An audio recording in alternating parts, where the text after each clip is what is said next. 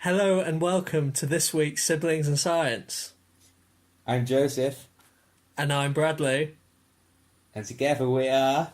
Joseph, we've already done this. Siblings in Science! Oh, Woo! wow. Okay, so today we are going to talk about lasers. Lasers. Lasers, yeah. I'm pretending I'm shocked, surprised that we're talking about lasers because we just did this before, but we had some technical issues. Yeah. And Joseph let us know that he hadn't heard about the Big Bang Theory coming to an end, which was I released hadn't back known. a As a week ago. physicist, Don't yeah, as sound a surprised again, because that's never going to be released. Anyway, Joseph, lasers. What are you going to tell us about lasers? Okay, so do you know what a laser is?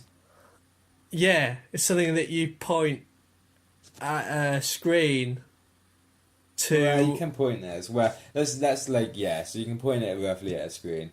I'm not sure, works slightly different to a normal laser. But lasers are... So I think quite a lot of disc readers use lasers. So do you know when you put a disc into your computer? Yeah. That might use a laser to read it a bit. This is me going on my memory, but I think floppy disks use them. Okay, so lasers basically, do you know, so lasers are made up of light. So what Yeah. we get from light bulbs. I get that. So so to understand how a laser works, you need to imagine you're in your house and you have two shelves. Okay? Okay, that's pretty like my life. Yep, go on. Okay, so you have two shelves and you can put a vase on one of the shelves. Yep. Okay. Actually, You can put I've it on got a the top vase shelf. on top of the shelf I'm looking at now. Go on. Ah. So you can put a shelf on the top vase. Put a shelf on the Vase. top vase. Yeah, you can Put put a a vase on the top shelf Yeah. or on the bottom shelf. Or you could put it on top of the shelf. On top of the shelf. Yeah. We could. I wonder what was I saying? You've got two shelves. You can put it on the bottom, top shelf, or you can put it on the top of the shelf. Okay, you can put it on the bottom of the you can put it on the top. You can put it on the bottom shelf, or you can put it on the top shelf. Yeah, but you can't put it outside the shelf. You can only put it on one of the shelves. Okay. Okay. That's physics for you. Yeah, you can only put it on one of the shelves. So we are going to consider the So which has a higher energy, the top shelf or the bottom shelf? The top shelf? The bottom. The bottom. Yeah, no, No. I said bottom shelf.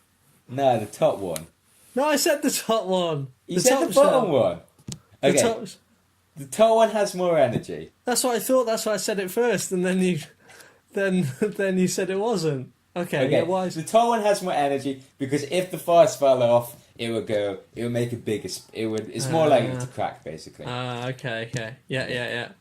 But it would have more energy if it was on top of the shelf.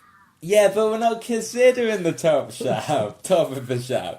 Okay. We're considering Okay. the So the top shelf higher is up not in it our is, the problem. more energy it has. Pardon? The higher up it is, the more energy it has. What's that got to do with lasers? Okay, right. So we have two shelves. Yeah. The higher up, the more energy. Yeah. So when you move the vase Yeah. from the bottom shelf Yeah. to the top shelf, Yeah. you need to give the vase energy. Okay. You Yeah. understand that? Yeah. I've got to pick it up and move it. Exactly, yeah. If you're going to then move it from the top shelf to the bottom shelf, then that gives out energy. Right, but I've still got to bend down and use energy to move it. Yeah, that's true. But, so these shelves are actually the analogy of the atom, Right. and that doesn't really come into play here. Okay. Because of quantum mechanics effects, the vase will move from the top to the bottom shelf by itself. Okay. Okay. So, there are three main processes by which it can move between the shelves. The Yeah. shelves in our case represent energy levels of an atom, and the vase represents an electron, or an atom. It depends on what... You can think of it as an atom moving energy levels or as an electron moving energy levels. Depends how you think about it.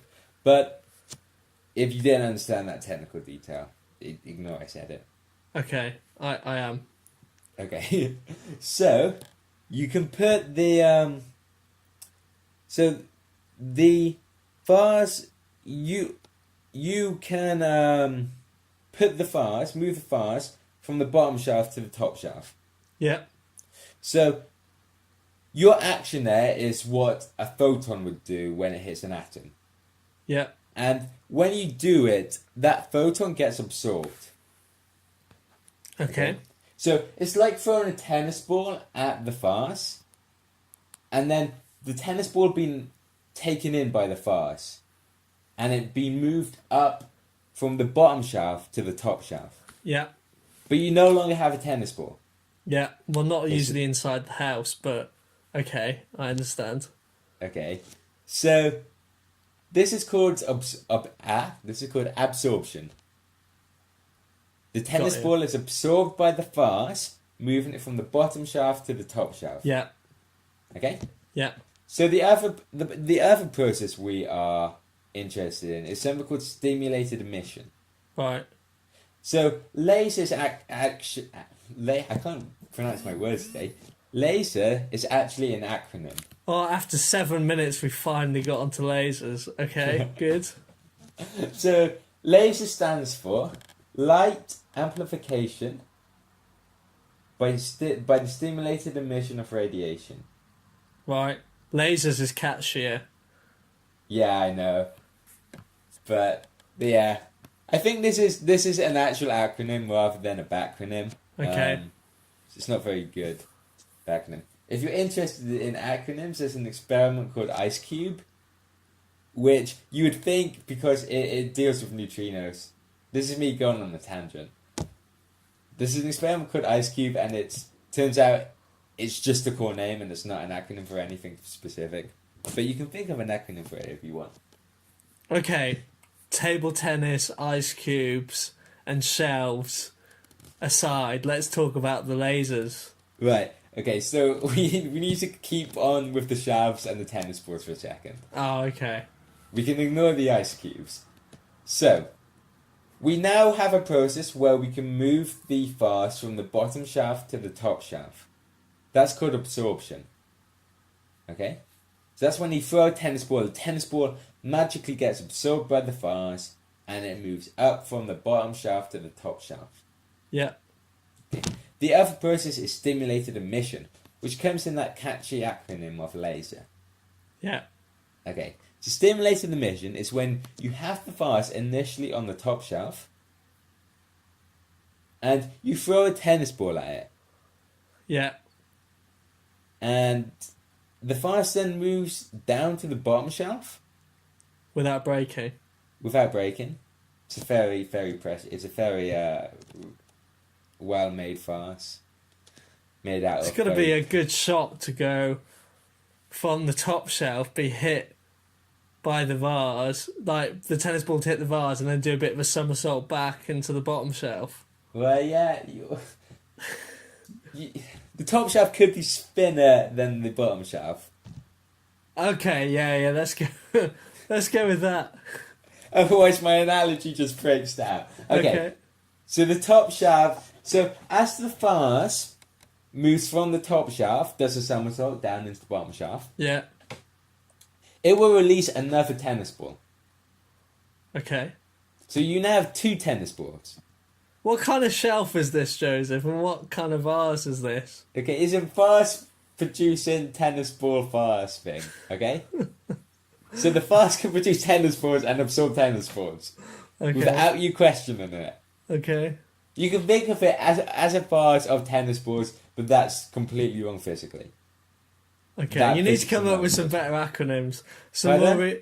You need to come up with some realistic acronym. No, More realistic examples Yeah, I know. vases and tennis balls. This is a broad. You get the idea from this. You don't get every nitty gritty detail. Anagrams, So- that's the word I was looking for. What were you looking for?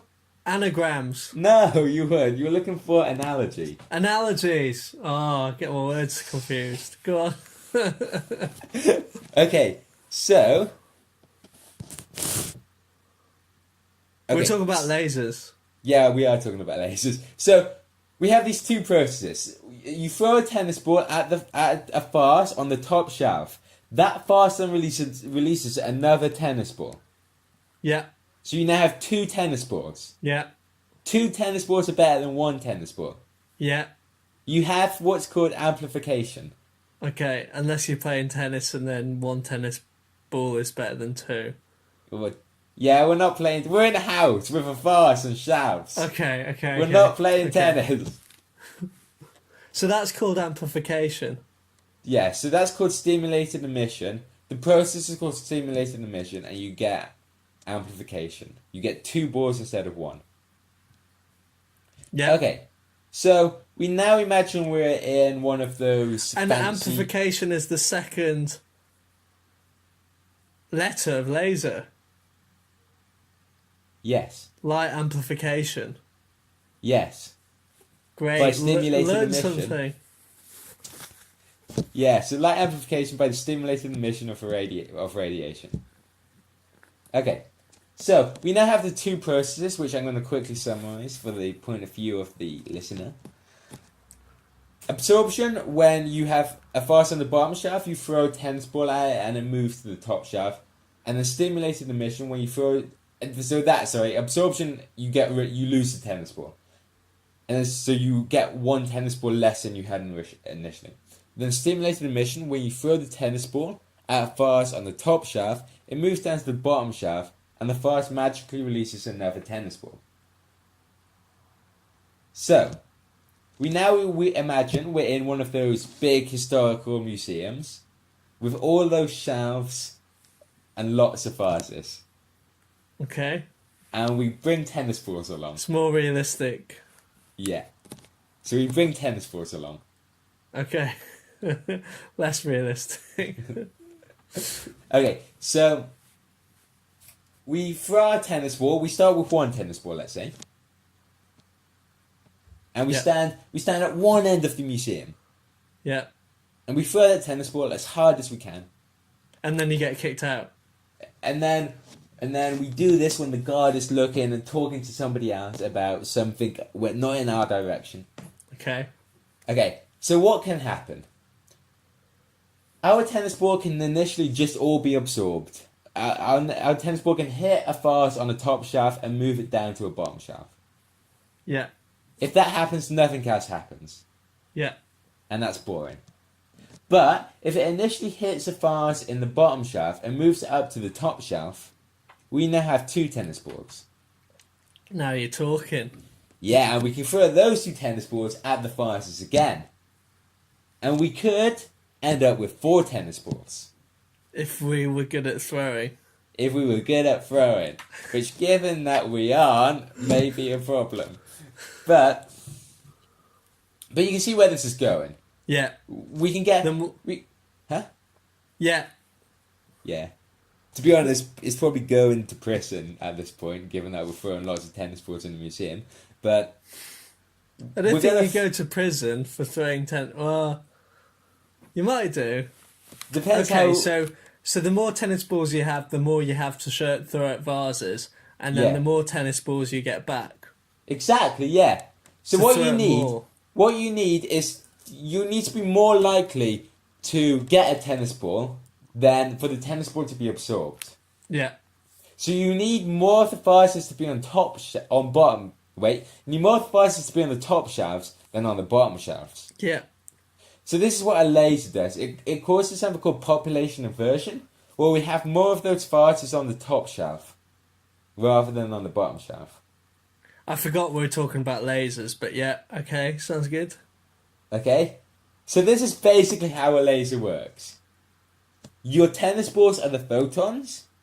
Your shelves are energy levels. Your vases are electrons or atoms, depending on how you view the problem. and you throw photons at the atoms, making sure they're more likely to release more photons than they are to absorb photons, so that at the end of your material, which in our case was the museum, you have more photons than you had initially. Well, there we go. We have learned about lasers through tennis balls, shelves, Yeah. vases, museums. I don't know a better way to make lasers such a boring topic. So let's end on a high. What's the most powerful laser, Joseph? Oh, good. Actually, good question. So the USA, this was disclosed quite recently, wanted to build. I actually don't know the most powerful laser in the world, but this is a hypothetical one. The United States wanted to build. It may not have been them, but I think it may have was. They wanted to put a massive laser in space, Now you're talking. which would only work if you had a nuclear bomb at one end. Oh, okay. Yeah, bad. Yeah, so a laser so powerful that you needed a nuclear bomb to be the initial source of photons. Check that, because that was off the top of my head. But I think it's roughly similar. Okay, so on that cheery topic, I think we're going to end. If you learned something about lasers, good. If you didn't, well, probably watch another one of our, listen to another one of our podcasts, and visit our website. So from me, Bradley, And me, Joseph, we are siblings of science. goodbye.